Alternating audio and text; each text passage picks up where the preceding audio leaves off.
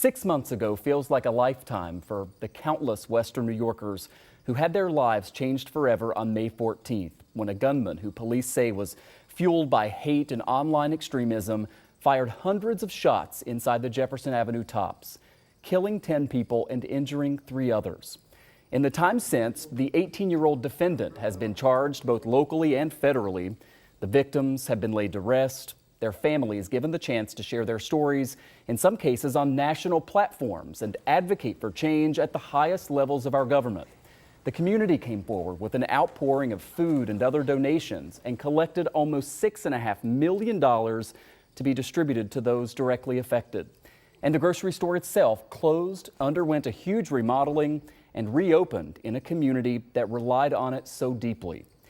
Here now, joining us live to talk about all of this now is someone who we heard from a lot in the days after this shooting, Buffalo Mayor Byron Brown. Mayor, on this day, it's great to have you here in studio. We appreciate your time. And I want to just start by asking you, as we reflect on these moments that will happen occasionally, what are your reflections on this day? So I still reflect on a beautiful Saturday when I was at a T-ball game for my great niece and great nephew, and got a call that there had been a shooting at the Tops on Jefferson.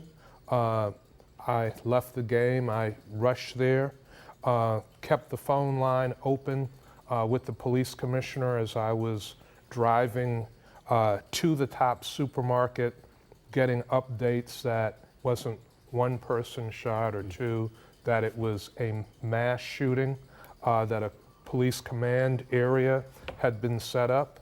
And as I came through the Tops parking lot to walk to the command area, there were 3 bodies on the ground covered in sheets. It was a horrific sight. It was an emotional time, one that really shattered the peace and beauty that was that day.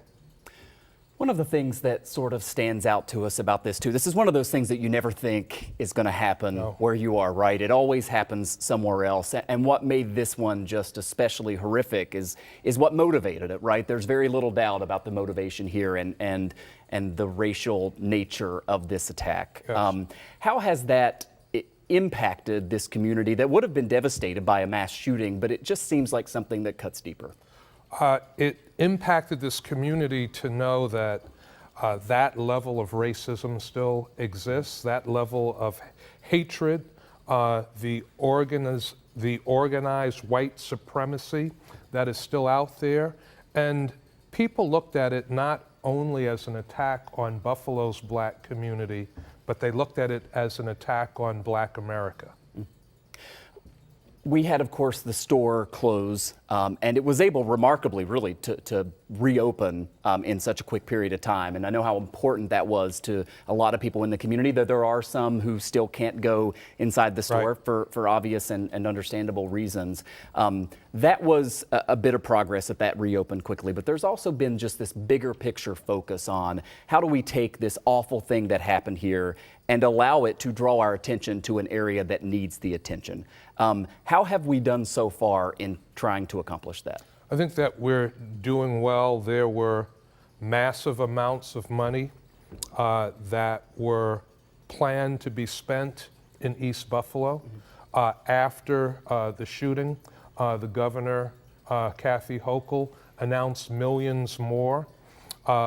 Like others from our community, I've had the opportunity to travel to Washington several times to talk directly to the president, the vice president, to talk to cabinet secretaries. We will be applying for federal dollars to come into the city of Buffalo. There is other state money that is coming to East Buffalo and the city of Buffalo. Today, Governor Hochul was in town again announcing a $10 million downtown revitalization initiative that the city applied for. That's money that's coming to the Broadway-Fillmore area of the city, which is a gateway to East Buffalo and downtown Buffalo. So a lot of resources will be coming in, the American Rescue Plan dollars from the federal government. the bipartisan infrastructure money that is coming from the federal government. So we hope to use all of these resources with input from the community to transform East Buffalo, all of Buffalo, and build back better and stronger than ever before. Finally, I want to ask you about some of those travels that you mentioned, all these trips to Washington, D.C. And elsewhere where there have been big conferences. And we've talked on this show with you about some of the tangible things that have happened as a result of that. What have you learned over the past 6 months as we as a people tried to move on from this and deal with this hate that exists out there, as you've gone to these national meetings and talked with so many people who know this well? I've learned that we can't be silent. We have to tell our story. Sadly, what happened in Buffalo is a national phenomenon. White supremacy is a national phenomenon. Gun violence is a national phenomenon. Mass shooting, a national phenomenon. Since the mass shooting May 14th in Buffalo, there have been over 288 more mass shootings in the United States of America. So from telling our story, it helps us to heal and grow and progress, but it also helps other places around the country heal and get better. Buffalo Mayor Byron Brown joining us here tonight as we mark 6 months since this awful tragedy right here at home. Mayor, thank you very much. We appreciate your time. Thank you, Michael.